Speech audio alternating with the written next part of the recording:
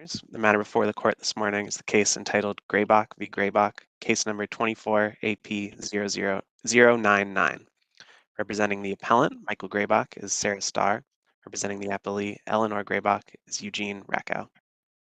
Thanks very much, and good morning, counsel.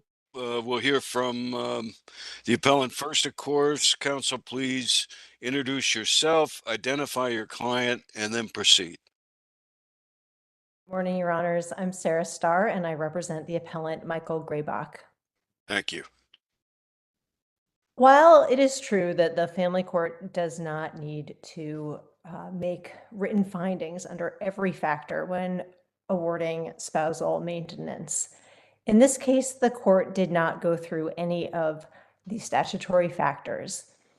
And the result of that was that the court completely failed to consider the needs and the health of the spouse who was ordered to pay substantial spousal maintenance for a significant period of time.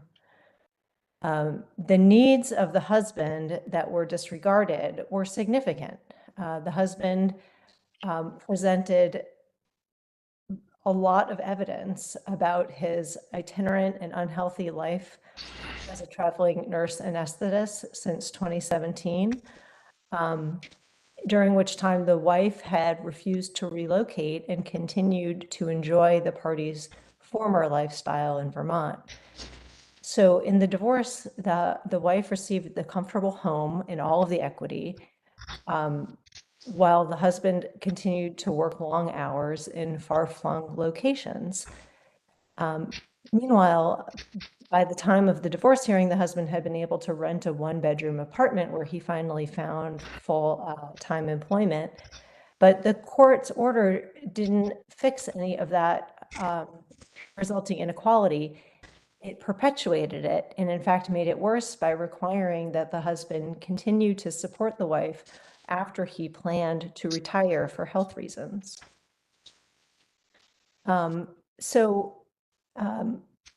This is not a case where the husband just went off and did well as he pleased while the wife cared for the children and made sacrifices. I mean, that might be the case if the wife had given up her career to move and relocate to support the husband's career, but she did not. The wife had chosen her profession. She earned a very good salary. Ms. Starr, I apologize for interrupting you. Let me just ask a question, though, in terms of the earning capacity of the spouses and whether the court properly took that into account in the award of the maintenance. Mother earned approximately $89,000, and father, after she earned her degrees, and then father earned approximately $225,000. Is that correct? So the difference in the income was the basis for the decision, but it shouldn't have been the sole basis. I mean, that's why there's other factors. And I think that if you look at the other factors and the circumstances of the parties, it was not equitable to only consider that, because what the decision did was to give all of the equity. And again, the husband was proposing a lopsided award to give all of the equity to the wife, but this way, I mean, to go into retirement, even if you have a healthy income, to go into retirement without owning a home and then having your income be reduced significantly over the past 10 years, and then to be at the age of 61 and to not have any home equity, and to only then be able to start to save I think, was an abuse of discretion. And it wasn't equitable. And again, like, that is why there's more than one factor. And certainly the difference in the income was a factor that favored the wife's proposal. So if there's no other questions, I'll reserve the rest of my time if I have any. Okay, thank you very much. We'll hear from counsel for the appellee. Please introduce yourself, identify your client, and then proceed. Eugene Rakow. I represent the appellee, Eleanor Grabach. Thank you.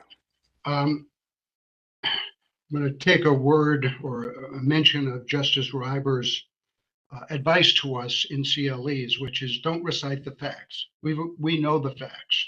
So I'm not reciting the facts. And he also said, tell us something we don't know. And I'm not sure I can do that either.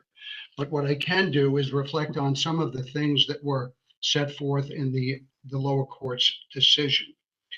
Starting with the house has approximately $260,000 of equity. That was taken into consideration by the court, but also has a $360,000 mortgage. The payments were substantial for that.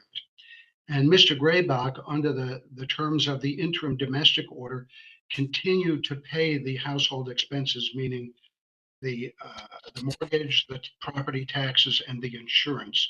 And that number came close to the $3,000 which the court ordered in spousal maintenance. It's about $2,600. Mr. Grabach had also been paying for the children's private school, which the children are now mature, so there is no private school debt.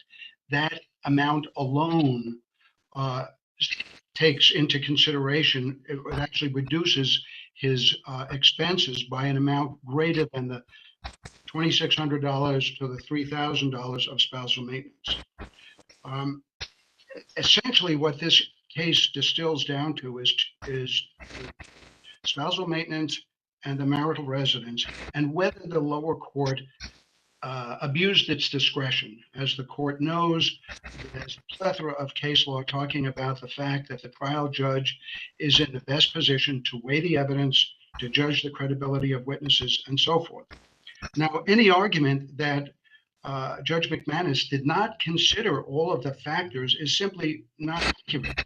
If the court looks at the decision rendered by the lower court, it's specifically on parental rights and responsibilities, on property division, and on spousal maintenance, goes through and recites in the decision the actual factors to be considered.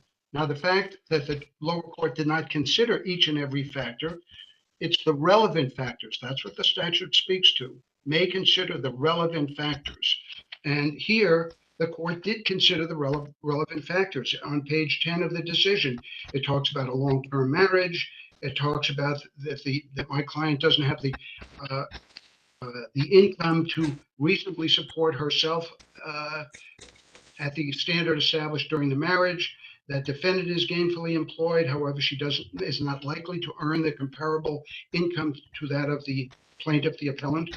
The standard of living during the marriage was relatively high. They were able to take vacations and so forth. The parties are the same age, in good health, and capable of working full time. That to me encompasses the criteria that the court has to consider, and she did. And she made a decision based upon that, observing that the monthly difference in the parties' income was $11,305.74 monthly. And based upon that, she ordered the $3,000 a month spousal maintenance. Also, the court noted that by awarding the house, which, by the way, the appellant agreed to, that's part of the evidence that is recited by the court. And on page 167 of the transcript, he was specifically asked that question, and he said, yes, the house should go to my wife. So the court noted that without spousal maintenance, my client could not afford this house that she was being awarded. You have 1 minute, counsel. 1 minute. Thank you. The property settlement itself favored my client by about $80,000. Mr. Grabach got all of his retirement accounts, which was, I think, $230,000, something like that, plus a vehicle, plus other things. We presented in our brief on page 14 an assessment with the amount of money that Mr. Grabach earned, and then assumed certain things. Part of it was his expenses, part of it was taxes, part of it was spousal maintenance payable to my client. With all of those being taken into consideration, he was still left with $46,648.83. Moreover, during the party separation, he managed to accumulate $137,000 that he spent in roughly 4.5 months when he was not working, and an additional $28,000 in his savings account. Okay. Your time has expired. Thank you very much. How much time does the appellant have, please? Appellant has 1 minute, 4 seconds remaining. Counsel. Thank you. So as Attorney Rakow stated, the court considered what it thought the relevant factors were. And none of those factors that the court considered relevant were any of the factors about the husband's needs or circumstances. And that is the crux of the issue here, is that the court looked at the numbers but did not look at the needs of each party. And that was reversible error in this case. And that is all I have. Okay. Thank you very much. Please call a